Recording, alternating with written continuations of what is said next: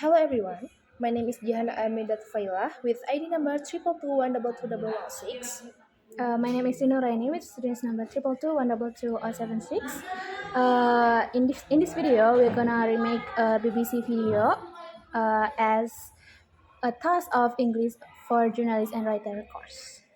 Sri, you said your experiences of feeling alienated in foreign countries made you want to create an imaginary friend, and answer much of our audience can relate to having an imaginary friend, but for most of us, they stay imaginary.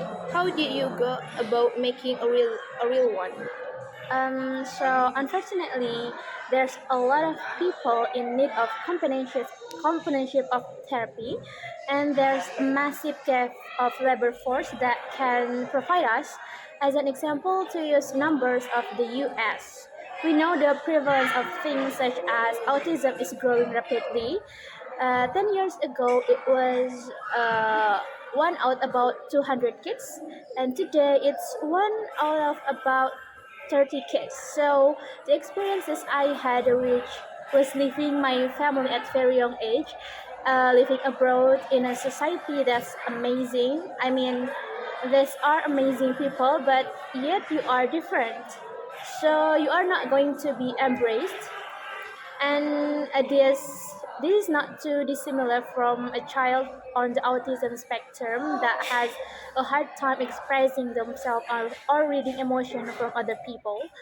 And that was the genesis of creating a robot companion that understands human emotions, can create a deep relationship with a child, and it will help it will help them exercise and practice social skills such as eye contact, turn taking, joint attention, and so on, so that the child has a chance of being successful in their society. Alright, Sri, thank you. So, Jihan, what's about your challenges? And the robot you've developed mimics human behavior. What's next? I'm very happy with what we are doing in terms of creating social emotional AI system that can help humanity become its best. If we can intervene early with children, for instance on the autism spectrum, they have a chance of really integrating well with the society and doing really well. When we think about other vulnerable areas of our life is when we age.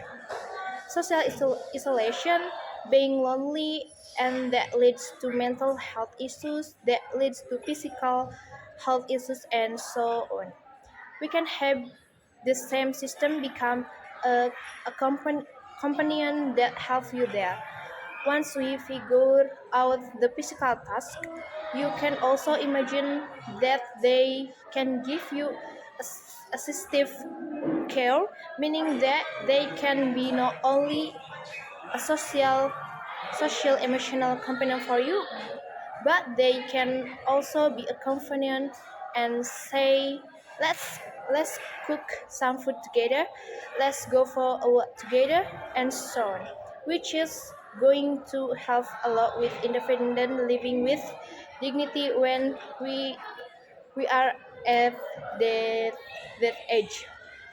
Okay, so do you think we'll see robots helping with assistive care in the future anytime soon?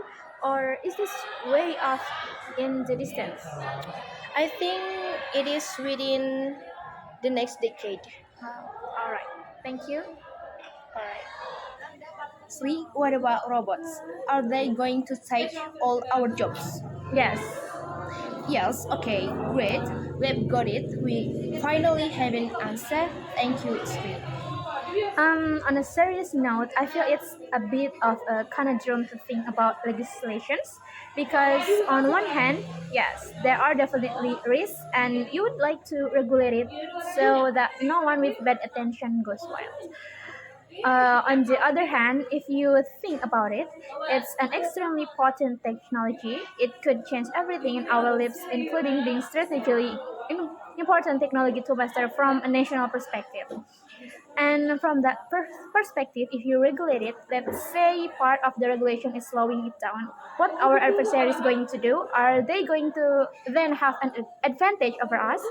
So it's a bit of an arm race. And I think for that reason, practically speaking, I think it's going to be very hard to regulate it to that level unless you can have international regulations and agreement across all the powerful nations to say this is how we going to handle it. And I haven't seen that work out very well in the history of time. Fair enough. Thank you, Sri. You're welcome.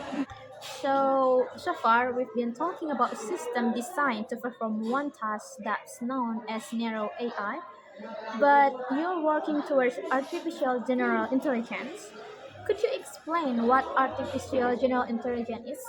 So if you think about humans and human intelligence, it is wonderful and beautiful thing where we are able to learn skills which are incredibly diverse, where you know what person might choose to specialize in learning how to play tennis and another person might specialize in becoming an amazing chef and another person appearance and another person and scientist. And so where we want to build artificial intelligence, we want system which not only solve a single problem but in a similar manner to humans are able to approach any number of problems with intelligence, and that's capable of doing amazing things in each of those different areas.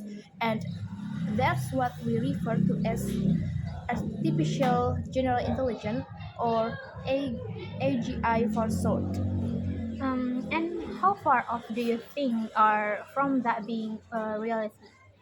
So I think it's going to be a spectrum over many years, and I also think it's likely or at least plausible that there are many breakthroughs that are still required before we can really crack, that same kind of level of intelligence that humans have. All right, thank you for your answer. Yeah.